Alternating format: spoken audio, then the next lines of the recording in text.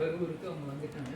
ஆனால் அவருடைய பாட்டியோ வேறு எந்த செய்தியுமே அது வரல. அவருடைய நகரத்தை சொல்லும்போது வஞ்சின்னு மட்டும் சொல்லி விட்டுருவாங்க. வஞ்சி மேற்கடற்கரையும் இருந்தது, இங்கே கரூருக்கும் வஞ்சி என்ற பெயர் இருந்தது. அதான் நான் சொன்னேன், கோதை என்ற ஒரு மன்னனுடைய காலத்தில் ஒரே நகரத்தை வஞ்சி என்றும் இன்னொரு நகரத்தை கரூர் இன்னொரு பெயரை கரூர் என்றும் கூறுவதை பார்க்கின்றோம்.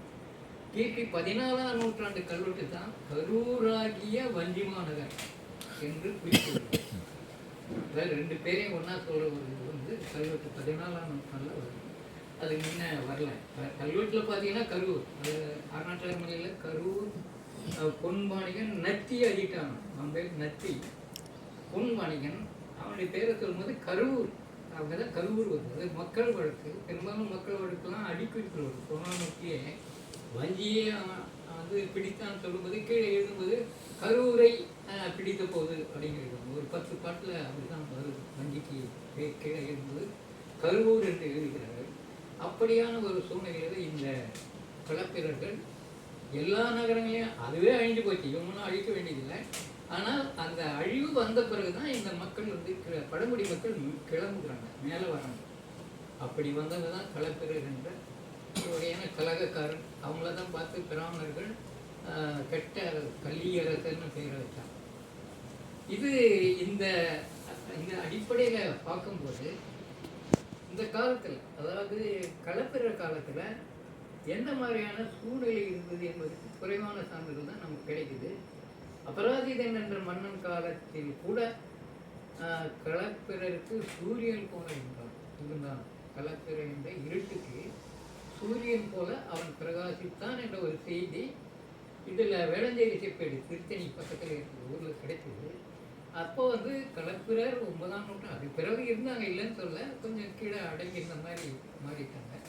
அந்த மாதிரியான ஒரு சூழ்நிலை 9ஆம் நூற்றாண்டு ரொம்ப தெளிவாக செய்திகள் வருகின்றது.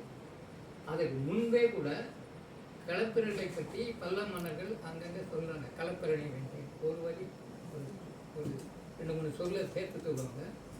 சாளுக்கிய மன்னன் சொல்கிறாங்க. சாளுக்கிய மன்னன் வந்து புலிகேசி அவனுக்கு முன்னே இருந்ததெல்லாம் நாங்கள் களப்பிரரை வென்றவர்கள் என்று சொல்கிறாங்க. அப்படியானால் அந்த ஊர் பழங்குடி, அங்கே இருந்த பழங்குடிகள் அங்கிருந்த அரசுக்கு எதிராக சாதவாகனா அல்லது வேற யாரோ அரசுகள், சூட்டு நாகர் பின்னால் வந்தவங்க, சாதவானுக்கு அடுத்து சூட்டு நாகர் வராங்க. இவங்க எல்லாமே வந்து ஒரு அரச மரபாக இருந்ததால் அவங்கள எதிர்த்து ஏதாவது பண்ணதாக எடுத்துக்கொள்ளலாமா, அது வந்து இன்னும் ஆய்வு தான் முடிவு உறுதியாக சொல்ல முடியும். ஆனால் அவங்க சொல்லும்போதும் நாங்கள் களப்பிரரை வென்றவர்கள் என்று ஒரு வாக்கியம் கிடைக்கும். தெளிவாக சொல்ல மாட்டான், களப்பிரரை வென்றவர்கள் என்ற ஒரு செய்தியை சொல்வதை பார்க்கின்றோம். இந்த ஊர் பெயர்கள் தமிழ்நாட்டில் பல ஊர்களில் களப்பால்னு ஒரு ஊர் தஞ்சாவூர் மாவட்டத்தில் இருக்குது.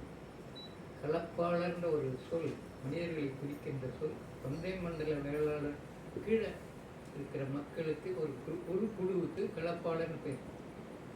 அது ஒரு சிலர் என்ன பண்ணாங்க, இவங்க களப்பிரர்லேருந்து வந்தவங்க அப்படின்னு சொல்கிறாங்க. ஒரு சிலர் இல்லை, களப்பிரர்களை ஆண்டவர்கள், ஆளர்னு வரதால களப்பிரர்களை ஆண்டவர்கள் என்று அடிப்படையில் சொல்லிட்டு பார்க்குறோம்.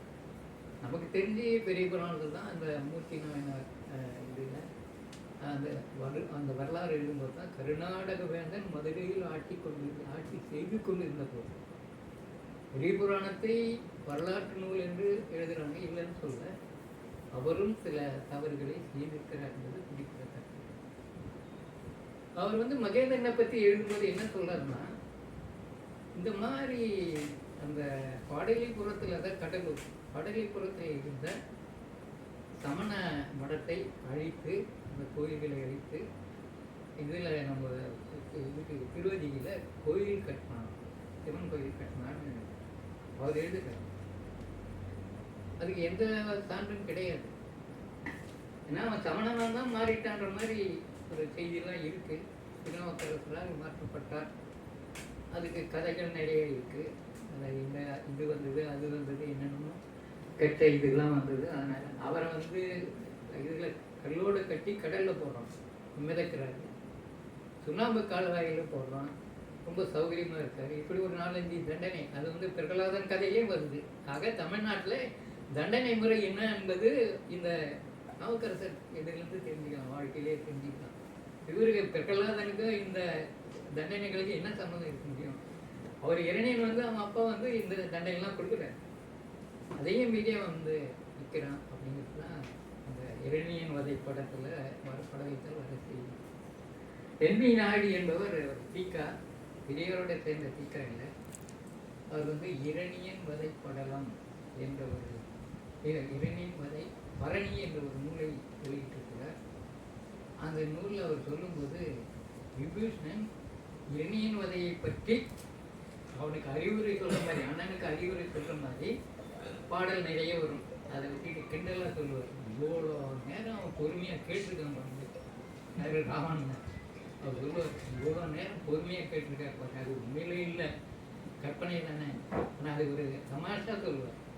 இந்த இந்த பாடலை இத்தனை பாடியிருக்காரு கம்பர், அவர் சொல்கிறாரு எந்த வித கோபமும் இல்லாமல் அவர் சொல்கிறது பூராத்தையும் கேட்குற ஒரு போக்கு அவர்கிட்ட இருந்தது. ஒரு ஜனநாயகவாதின்னு சொல்றது ஒரு ஆசைப்படுறார் ராவணன் சொல்றது.